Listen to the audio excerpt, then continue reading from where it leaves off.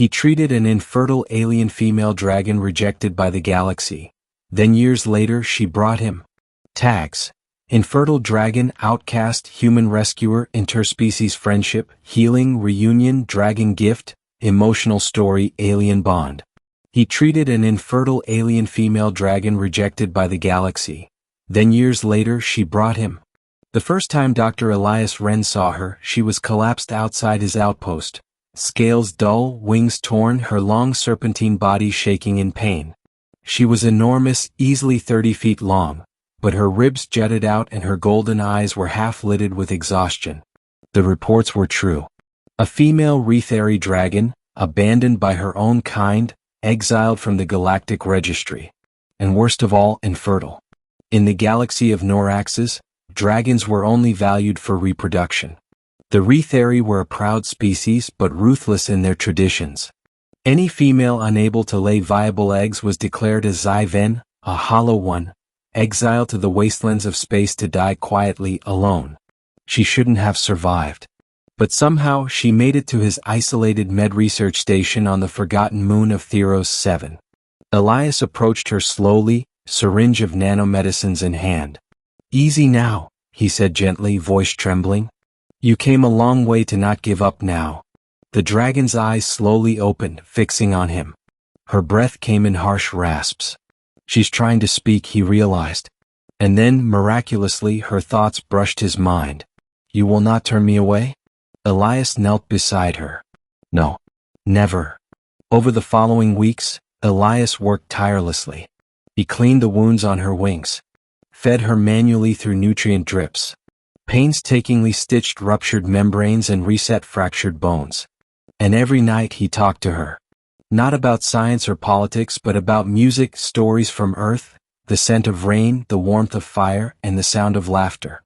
The dragon, whom he began to call Sarah, listened silently. Sometimes he would hear her voice in his head.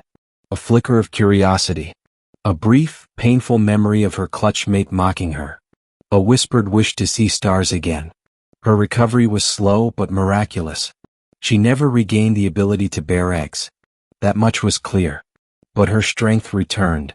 Her wings healed. Her scales began to shimmer again with a deep, midnight violet. "I know you're not what they wanted," Elias said one evening as Sarah rested in the shelter he'd built for her. "But to me you're magnificent. You see me as more than a womb." He smiled. "I see you as someone who deserves to live." But she couldn't stay forever. The galaxy was cruel to those it deemed useless. Rumors began to circulate of bounty hunters tracking outlaw dragons for sport. And though Elias offered to hide her, Sarah made a decision. "You gave me life. I must find purpose. But one day, I will return." She bowed her massive head to him, pressing her warm snout against his chest. And then, with a single beat of her mighty wings, she vanished into the skies. Elias watched her go, tears slipping down his face. Years passed.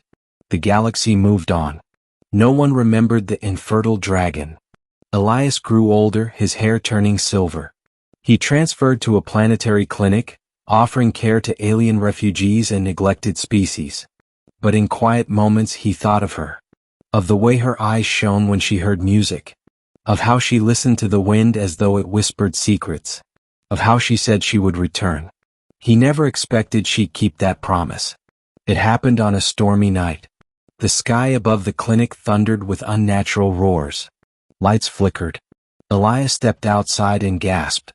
A fleet of small drake-like creatures circled above, sleek and agile. But at the center was a colossal form descending, her wings glowing with celestial energy. Sarah. She landed with a grace that shook the ground. And as Elias approached, stunned, the smaller dragons, each no bigger than a horse, bowed their heads respectfully. She lowered her own. "I have returned, Elias." He could barely breathe. "You're even more beautiful. I found others like me. Rejected ones. Males sterile from experiments. Females left to rot because they bore no eggs. I gathered them. Protected them. We made our own kind." She gestured to the creatures circling above. "These are not born of eggs. We shaped them, biologically grown hybrids, made from our DNA fused with nebular energy and life threads. They are our children, by choice not by blood. Elias stared at the creatures. They chirped and hovered, clearly intelligent, affectionate and loyal. They're alive? Sentient. Yes. And they are free. He stepped closer. One of the hatchlings, if that word even applied, nuzzled his palm, its scales humming softly. Tears welled in Elias's eyes. You did all this? You showed me I had worth. I wanted to show the galaxy we all do. Then Sarah leaned down again, her eyes glowing gold. And I have brought you something. From behind her massive foreclaws a case emerged. Elias opened it, and inside was a crystalline seed. A Genesis core, he whispered, stunned. Where did you get this? Forged from stardust and life essence. It will grow what you imagine. Anything. A sanctuary. A home. A legacy. Elias looked up at her. Why give this to me? Because you saved me when no one else would. Because I trust you to build something better. Years later, on the lush moon of Alis Prime, a sanctuary stood, the haven of kindred souls. It was home to dragons, hybrids, wounded creatures, and lonely travelers alike. And in the heart of it all stood a statue, an elderly human with a gentle smile, standing beside a majestic dragon with wings outstretched. Dr. Elias Wren, remembered not as a scientist, but as the one who loved the forgotten. And Sarah? She watched from the skies, guarding the haven with her children of light, her heart forever tethered to the man who had once healed her not with science, but with compassion.